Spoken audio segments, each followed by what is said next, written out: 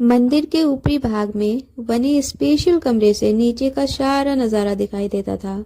इच्छाधारी बाबा कमरे में आराम करते हुए मंदिर में आने वाले भक्तों को देखते रहते थे। वैसे तो उन्हें मर्द भक्तों से इतना मतलब नहीं रहता था, पर उनमें से वे केवल ऐसे भक्तों पर निगाह गड़ाए रहते थे जो उन्हें पैसे वाला दिखाई देता था।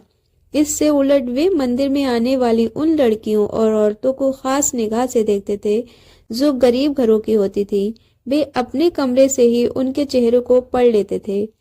उनमें से जिनमें उन्हें कोई उम्मीद नजर आती, उन्हें अपने दूसरे कमरे में बुला लिया जाता। इस दूसरे कमरे से ही इस कमरे तक आने का सफर तय होता था। वे इच्छाधारी बाबा कह जाते थे। अब थोड़ा इच्छाधारी बाबा का इतिहास जान लेते हैं। उसका नाम असली मूलचंद था। वो शुरू से ही शान शौकत से जीने के सपने देखता रहता था, पर वह ज्यादा पढ़ा लिख नहीं पाया था, तो उसे जो सरकारी नौकरी मिली वो क्लर्क की थी। ये नौकरी भी मूलचंद को इस वजह से मिल गई थी कि उसके पिताजी सरकारी नौकर थे और रिटायर होने से पहले एक हादसे में उनकी मौत हो गई थी। मूलचंद को आसानी से नौकरी मिल तो गई थी और उसके सपने जोर मारने लगे। अपने सपनों को पूरा करने के लिए उसके पास घपला करने के अलावा और कोई दूसरा रास्ता नहीं था। क्लर्क की तनख्वाह तो इतनी होती नहीं थी कि उसे ऐशो आराम की जिंदगी बिता सके। घपला किया और पकड़ा गया। मूलचंद ने जितने रुपये का घपला किया था उनको अपने एक दोस्त के पास रख दिया था, ताकि अगर वह पकड़ा भी जाए तो उसके पैसे महफूज रहें। मूलचंद को भरोसा था कि वह पकड़े जाने के बाद इन्हीं पैसों की रिश्वत खिलाकर अपने आप को बेदाग साबित कर देगा, पर ऐसा हुआ नहीं। न केवल उसे नौकरी से निकाल दिया गया, बल्कि उसके खिलाफ पुलिस थाने में रिपोर्ट भी दर्ज करा दी गई थी। रिपोर्ट दर्ज होते ही उसके पैरों तले की जमीन खिसक गई। डर के मारे वह फरार हो गया। पुलिस मूलचंद को ढूंढती फिर रही थी और वह यहाँ वहां छिपते हुए दिन काट रहा था। पुलिस के साथ आंख मिचौली के दौरान ही वह एक मंदिर के पुजारी के पास पहुंचा। उस पुजारी ने उसे छिपने में बहुत मदद की। बाद में मूलचंद को पता चला कि वह पुजारी खुद भी सालों से ऐसे ही पुलिस से छिपकर फिर रहा है। उसने तो अपनी पत्नी का ही खून कर दिया था। मूलचंद ने भी सोचा, कितने लोग ऐसे हैं अपने आप को छिपाए हुए हैं। तू भी यही चोला पहन ले मूलचंद। तब तक वह छुपा रहा जब तक उसके बाल और दाढ़ी मूछ नहीं आ गई। फिर एक दिन वह भगवा चोला पहनकर वहां से निकल पड़ा। उसने अपना नया नाम इच्छाधारी बाबा रख लिया था। अब उसे पुलिस का कोई डर नहीं था। इच्छाधारी बाबा ने अपना जो नया ठिकाना बनाया वो एक रईस रामू के पुरखों का मंदिर था। इस मंदिर में बहुत सारी जमीन लगी हुई थी। इस जमीन को रामू ही जोतता था और सारा पैसा अपने इस्तेमाल में ही खर्च करता था। रामू को अपने पुरखों से इस वजह से चिढ़ होती थी कि इतनी सारी जमीन मंदिर में लगा दी और इतनी कीमती जमीन पर मंदिर बना दिया। वह मंदिर जिस जगह पर बना था उसकी कीमत आज लाखों रुपये में हो गई। धीरे धीरे रामू ने मंदिर में खर्चा करना बंद कर दिया, तो मोहल्ले के लोगों ने चंदा इकट्ठा करके मंदिर को चलाने की जिम्मेदारी अपने कंधे पर ले ली। कहीं मंदिर पूरी तरह से हाथ से ना निकल जाए, इस भावना के चलते रामू मंदिर में अपना दबदबा बनाए रखता था। उसे एक ऐसे आदमी की तलाश थी जो मंदिर से आमदनी करा सके। मूलचंद यानी इच्छाधारी बाबा से रामू की एक डील हुई थी। इच्छाधारी बाबा ने उसे हर साल एक मुश्त मोटी रकम देने का लिखित वादा किया था। इसके बदले रामू ने पूरा मंदिर उसे सौंप दिया। रामू का भार हल्का हो गया। अब उसे अपने पुरखों से इतनी नाराजगी भी नहीं रही। इसी बीच इच्छाधारी बाबा मंदिर से पैसे कमाने की कला सीख चुका था। वह मोहल्ला अच्छे लोगों का था, इसीलिए इच्छाधारी बाबा को अपनी कमाई को लेकर कोई शक भी नहीं था। अब समाज में इज्जत भी मिलने लगी थी। वह तू से आप हो गया था। रामू ने इच्छाधारी बाबा को योजना के मुताबिक उन्हें बड़ी धूमधाम और उनसे जुड़े अनेक कहानियों का प्रचार कर मंदिर में बैठा दिया।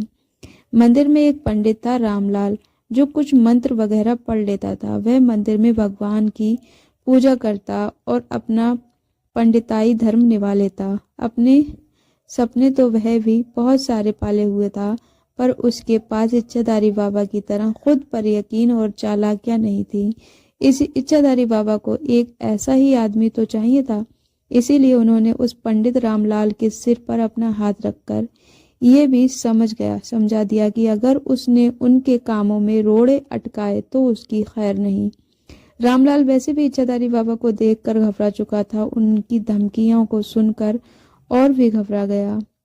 वो इच्छाधारी बाबा के पैरों में गिर गया और कसम खा ली कि बाबा के न केवल सारे कामों में वह हिस्सेदार बनेगा, साथ ही हर राज को भी बरकरार रखेगा। इच्छाधारी बाबा को अपना जलवा बनाने में ज्यादा मेहनत नहीं करनी पड़ी थी। वे जल्दी ही समझ गए थे कि जो अपने चेहरे पर जितनी मुस्कान लिए रहता है, उसके दिल में उतने ही दर्द छिपे होते हैं।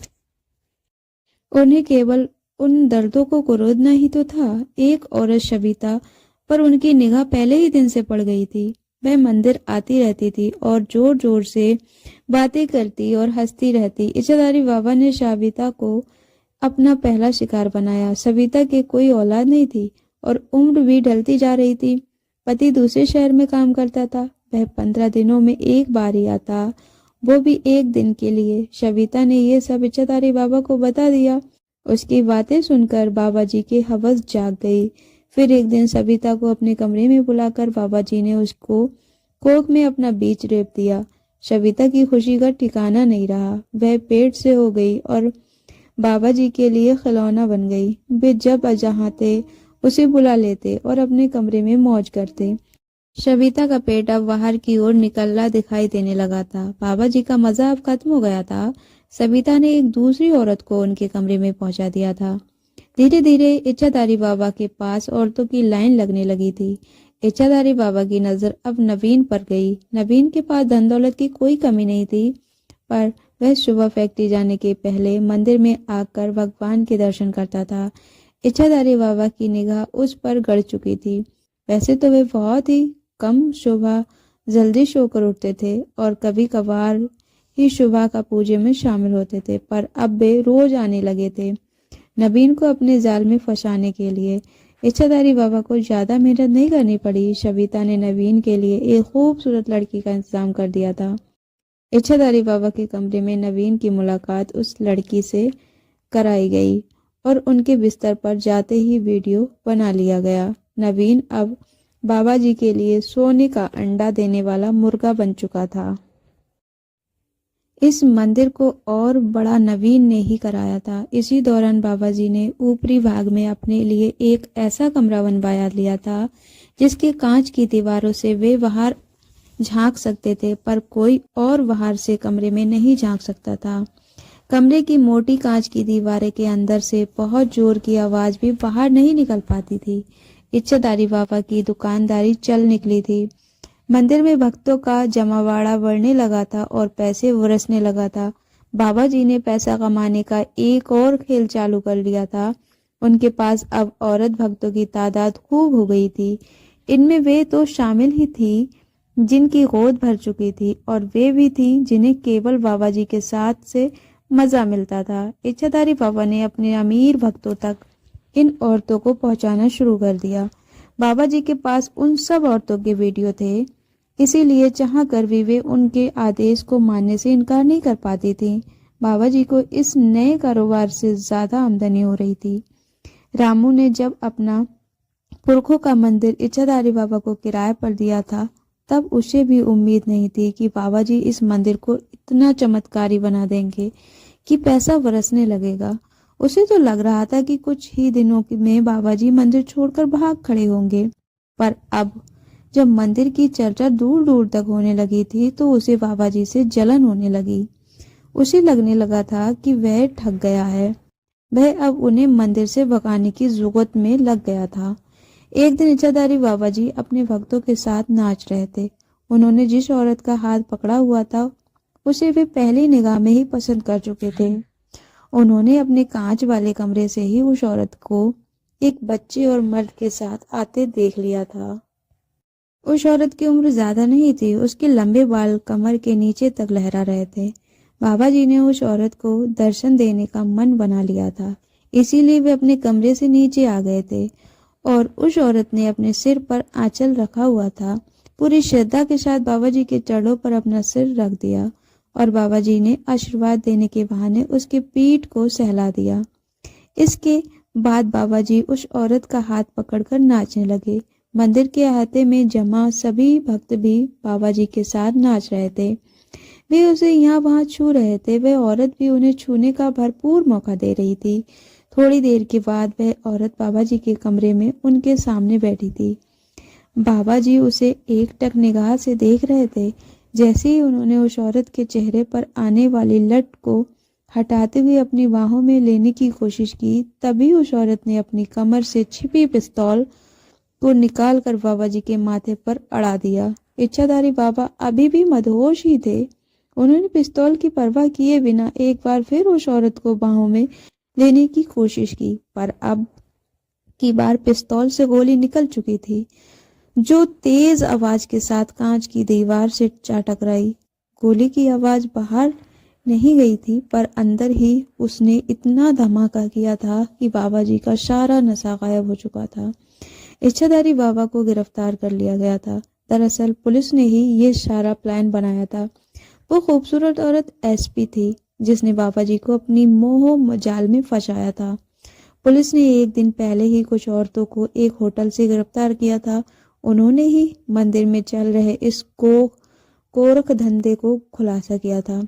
बाबा जी के कमरे में गंदी किताबों के अलावा नशीली दवाएं भी बरामद हुई थी। इच्छाधारी बाबा का पुराना कच्चा चिट्ठा भी खुल चुका था। तो इच्छाधारी बाबा को अपने किए की सजा मिल चुकी थी। तो दोस्तों, मैं यही कहूँगी, आपको कहानी कैसी लगी? अच्छी लगी हो तो लाइक करें, कमेंट में अपनी राय ज़रूर पेश करें और वीडियो को शेयर करें। चैनल पर नए हो तो चैनल को सब्सक्राइब कर लें। मिलते हैं एक नई कहानी में, तब तक के लिए अपना ख्याल रखिए। Thanks for watching.